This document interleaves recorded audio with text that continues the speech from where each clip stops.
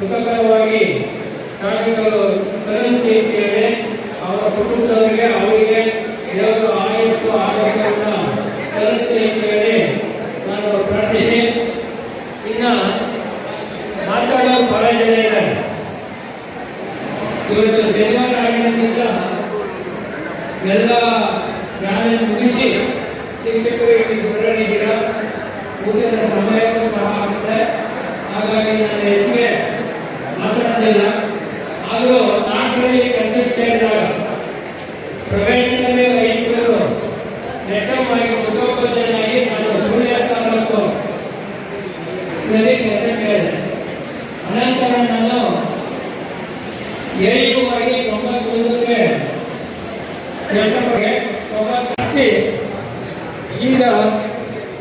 ಈಗ ಕಟ್ಟಡದಲ್ಲಿ ಜಾಸ್ತಿ ಕೆಲಸವನ್ನು ನಿರ್ವಹಿಸ್ತಾ ಇದ್ದೀರಾ. ಆದರೆ ನಿಮ್ಮ ಆರೋಗ್ಯದ ಕಡೆ ವ್ಯಾಯಾಮ ಯೋಗ ಇದ್ರ ಕಡೆ ಗಮನ ಹರಿಸಿ ನಿಮ್ಮ ಆರೋಗ್ಯವನ್ನು ಕಾಪಾಡಿಕೊಳ್ಳಿ. ನಿಮಗೂ ಸಹ ದೇವರು ಒಳ್ಳೇದು ಮಾಡಲಿ ಅಂತ ಹೇಳಿ ದೇವರಲ್ಲಿ ಪ್ರಾರ್ಥಿಸಿ ನನ್ನನ್ನು ಇಲ್ಲಿ ಕರೆಸಿ ಮಾತಾಡಲಿಕ್ಕೆ ಅವಕಾಶ ಕೊಟ್ಟಂತಹ ಎಲ್ಲ ಸಂಘಟಕರಿಗೆ ನನ್ನ ವಂದನೆಗಳನ್ನು ಸಲ್ಲಿಸಿ ನನ್ನ ಮಾತನ್ನು ಮುಗಿಸ್ತೇನೆ. ಜೈ ಜೈ ಕರ್ನಾಟಕ. ಕಾರ್ಯಕ್ರಮವನ್ನು ಕುರಿತು ವೇದಿಕೆಯನ್ನು ಕುರಿತು ಶ್ರೀಯುತ ಸದಾನಂದ ಮೂರ್ತಿ ಸರ್ ಬಾಲಕಂದರ್ ಅವರಿಗೆ ನುಡಿಯನ್ನ ವ್ಯಕ್ತಪಡಿಸಿದಂತ ಈ ಒಂದು ಕಾರ್ಯಕ್ರಮಕ್ಕೆ ನಮ್ಮ ತಾಲೂಕಿನ ಮಾಜಿ ಅಧ್ಯಕ್ಷರಾಗಿರ್ತಕ್ಕಂಥ ಅಡಿಷನಲ್ ಅವರು ಕೂಡ ಕಾರ್ಯಕ್ರಮಕ್ಕೆ ಸ್ವಾಗತವನ್ನು ಕೋರ್ತಾ ಇದ್ದೇನೆ. ಕಾರ್ಯಕ್ರಮ ಮುಂದುವರೆದಂತೆ ವೇದಿಕೆ ಮೇಲಿನ ಎಲ್ಲ ಗಣ್ಯ ಮಹನೀಯರು ಕೂಡ ಜ್ಯೋತಿ ಬೆಳಗಿಸುವ ಮುಖೇನ ಕಾರ್ಯಕ್ರಮದ ಉದ್ಘಾಟನೆಯನ್ನು ನೆರವೇರಿಸಿಕೊಡಬೇಕಾಗಿ ವಿನಂತಿಸಿಕೊಳ್ಳುತ್ತಿದ್ದೇನೆ.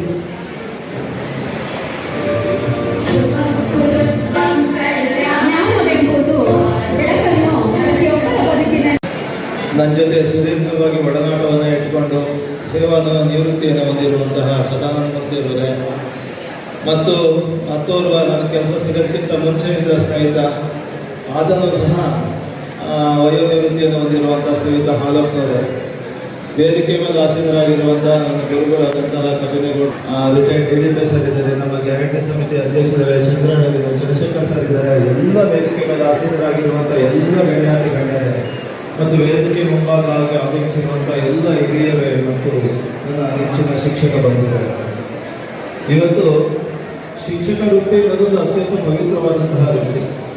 ಈ ವೃತ್ತಿಯಲ್ಲಿ ಮಾತ್ರ ನಾವು ಅತಿ ಹೆಚ್ಚು ಗೌರವವನ್ನು ಪಡೆಯಲಿಕ್ಕೆ ಸಾಕಾರ ಆಗ್ತದೆ. ಆ ದಿಶೆಯಲ್ಲಿ ಇವತ್ತು ಇನ್ನೂ ಸಾಕಷ್ಟು ಜನ ಬರ್ತಾರೆ. ಈಗಾಗಲೇ ಉದ್ದೇಶದಿಂದ ನಾವು ಮಂಟಲ್ ಯಾವಾಗಾದ್ರೂ ಬೇಕಾದರೆ ಒಂದು ಶನಿವಾರ ಕಾರ್ಯಕ್ರಮವನ್ನು ಇಟ್ಕೊಳ್ಳಿ, ಆ ಶನಿವಾರ ಇಟ್ಕೊಂಡು ಎಲ್ಲರೂ ಭಾಗವಹಿಸುವ ದೃಷ್ಟಿಯಲ್ಲಿ ನಮ್ಮ ಸಂಘ ಸಂಸ್ಥೆಗಳು ನಿರ್ಧಾರ ಮಾಡ್ತಾರೆ. ಶನಿವಾರ 3 ಗಂಟೆವರೆಗೆ ಯಶಸ್ವಿ ಕಾರ್ಯಕ್ರಮ ಯಶಸ್ವಿಯಾಗಿ ಮಾಡಿದ್ದೀವಿ. ಆ ದೃಷ್ಟಿಯಲ್ಲಿ ನಮ್ಮ ಸದಾನಂದರಿಗೆ ಸೇವೆಯನ್ನು ಮಾಡಿಕೊಂಡು ಸೇವಾ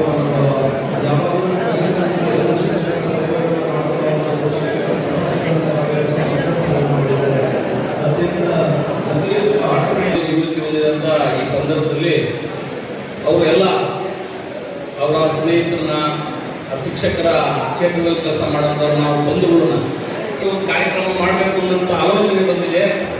ಯಾಕೆಂದರೆ ಈ ಆಲೋಚನೆ ಬರಬೇಕಾದ್ರೆ ಅವರು ಬಂಡಿಹಳ್ಳಿನಲ್ಲಿ ಸುಮಾರು 30 ವರ್ಷ ಬಂಡಿಹಳ್ಳಿ ಒಂದರಲ್ಲೇ ಅವರು ಅವರ ಸೇವೆಯನ್ನು ಮಾಡಿದ್ರು ಅಂತ. ಮತ್ತೆ ಸದಾಶಿವಪ್ಪನವರು ಅರಸೀಕೆರೆ ಟೌನಲ್ಲಿ ದೀರ್ಘವಾಗಿ ಅವರು ಒಂದೇ ಊರಲ್ಲಿ ಒಂದೇ ಶಾಲೆಯಲ್ಲಿ ಅವರು ಕೆಲಸ ಮಾಡಿದ್ದಾರೆ. ಅಂದರೆ ಅವರು ಏನಿಲ್ಲಿ ಶಿಕ್ಷಕರ ಒಂದು ವಯೋನಿವೃತ್ತಿ ಕಾರ್ಯಕ್ರಮದಲ್ಲಿ ಆಸೀನರಾಗಿರ್ತಕ್ಕಂಥ ಈ ನಮ್ಮ ವೇದಿಕೆಯನ್ನು ನೋಡಿದರೆ ನಿವೃತ್ತಿ ಕಾರ್ಯಕ್ರಮವೋ ಅಥವಾ ನಮ್ಮ ರಾಜಕೀಯ ವೇದಿಕೆಯೋ ಅಥವಾ ಮತ್ತೊಂದು ಏನೋ ಒಂದು ಒಂಥರ ಸಂತೋಷ ಆಗ್ತದೆ. ಯಾಕೆಂತಂದರೆ ಇಲ್ಲಿ ಶಿಕ್ಷಕ ಬಂಧುಗಳಿಗಿಂತ ನಾವೇ ಜಾಸ್ತಿ ಇದ್ವಿ. ಅಂದರೆ ಎಲ್ಲ ನಮ್ಮ ರಾಜಕೀಯರು ಮತ್ತು ಪೇರೆಂಟ್ಸು ಮತ್ತು ಸದನದ ಅಭಿಮಾನಿಗಳು ಈ ವೇದಿಕೆಯ ಮುಂಭಾಗದಲ್ಲಿ ಎಲ್ಲರೂ ಕೂಡ ಒಬ್ಬ ಶಿಕ್ಷಕರಾಗಿ ಇಬ್ಬರು ಕೂಡ ಜೋಡೆತ್ತಿನಂತೆ ಶಿಕ್ಷಕರ ಪರವಾದಂಥ ಕೆಲಸವನ್ನು ಮಾಡಿದಂಥ ಮಾನ್ಯರು ಭಗವಂತ ಜಯಂಕಲ್ ಸಿದ್ದೇಶ್ವರ ಅವರಿಬ್ಬರಿಗೂ ಕೂಡ ಒಳ್ಳೆಯದನ್ನು ಮಾಡಲಿ ಅಂತ ಹೇಳ್ತಾ ಭಗವಂತ ಅವರಿಗೆ ಆಯುರಾರೋಗ್ಯ ಐಶ್ವರ್ಯವನ್ನು ಕೊಟ್ಟು ಕಾಪಾಡಲಿ ಅಂತ ಹೇಳಿ ಎರಡು ಮಾತುಗಳನ್ನು ಹೇಳಿ ಕಾರ್ಯಕ್ರಮನ ಕುರಿತು ಈಗಾಗಲೇ ಹೋಗಲ್ಲ, ಈಗಾಗಲೇ ಮೇಡಮ್ ಅವರು ಹೇಳ್ಬಿಟ್ಟಿದ್ದಾರೆ. ಒಂದೇ ದಿನ ಸಾಧಾರಣ 94ರಲ್ಲಿ ಕಮಲಾಪುರಕ್ಕೆ ಮಸ್ತ ಶಾಲೆಗೆ ಬಂದಂಥ ಸಂದರ್ಭದಲ್ಲಿ ನಾನು ಆಡಳಿತ ಶಾಲೆಯಲ್ಲಿದ್ದೆ. ಆಗಿಂದಲೇ ಅವನು ಉತ್ತಮ ಶಿಕ್ಷಕ ಪ್ರಶಸ್ತಿಯನ್ನು ಸಹ ಆ ಶಾಲೆಯಲ್ಲಿ ಪಡ್ಕೊಂಡು ಬಂದ. ಹಾಗಾಗಿ ಒಳ್ಳೆ ಅಭಿಪ್ರಾಯ ಎಲ್ಲರಲ್ಲೂ ಮೂಡಿದೆ. ಅದರಲ್ಲೂ ಎಸ್ಪೆಷಲಿ ನಮ್ಮ ಪ್ರಾಥಮಿಕ ಶಾಲಾ ಶಿಕ್ಷಕ ಸಂಘದಲ್ಲಿ ಸಾಧಾರಣ ನಮ್ಮ ಶಿವೇಗೌಡರು, ನಾನು, ಅಡಿಸ್ವಾಮಿ ಇದ್ದ ಕಾಲದಿಂದಲೂ ಅಸೋಸಿಯೇಷನ್ ಜೊತೆ ಶಿಕ್ಷಕರ ಒಡನಾಟವನ್ನು ಚೆನ್ನಾಗಿ ಇಟ್ಕೊಂಡು ಬಂದಂಥವ್ನು. ಆಮೇಲೆ ಅವ್ರು ಬಂದಾಗಂತ ನಮ್ಮ ಟೀಚರ್ಸ್ ಡೇ ಸಾಧಾರಣ ಇಲ್ಲ ಅಂದರೆ ಟೀಚರ್ಸ್ ಡೇನೇ ನಡೀತಿರ್ಲಿಲ್ಲ. ಫಸ್ಟ್ ಸಾಧಾರಣ ಹೇಳಿದ್ರೆ ನಮ್ಮ ಕರೆಯಪ್ಪ ಬಿಗ್ ಫಾದರ್ ಅಂತ ಕರೀತಾರೆ. ಅತ್ಯಂತ ಆತ್ಮೀಯವಾದ ಹೃತ್ಪೂರ್ವಕವಾದಂತಹ ಸ್ವಾಗತವನ್ನು ಕೋರುತ್ತಿದ್ದೇನೆ. ಹಾಗೆ ಕಾರ್ಯಕ್ರಮವನ್ನು ಕುರಿತು ಒಂದೆರಡು ಅಭಿಪ್ರಾಯ ವ್ಯಕ್ತಪಡಿಸಬೇಕಾಗಿ ವಿನಂತಿಸಿಕೊಳ್ಳುತ್ತೇನೆ.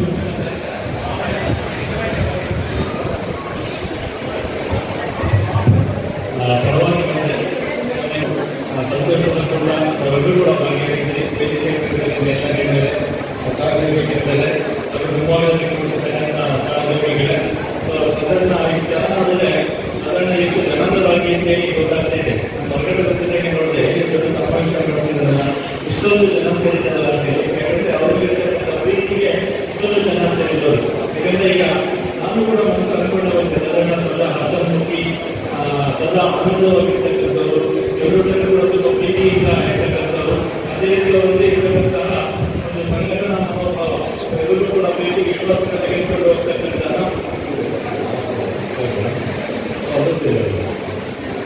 ಆಲೋಚನೆಗಳು ನಿಮ್ಮಲ್ಲಿ ಕೇಳ ಹೌದಾ ಕಾಣಿಸಲ್ಲ ಯಾಕಂದ್ರೆ ಬರೋದು ಆಫೀಸ್ಗೆಲ್ಲ ಬರೋದು, ಎಲೆಕ್ಷನ್ಸ್ಗಳೆಲ್ಲ ಮಾಡೋರು ಇವರು ಕೂಡ ಅದೇ ಥರ ಸಂಘಟನಾ ಕೂಡ ಇವರು ಗೊತ್ತಿರುತ್ತೆ ಸರ್.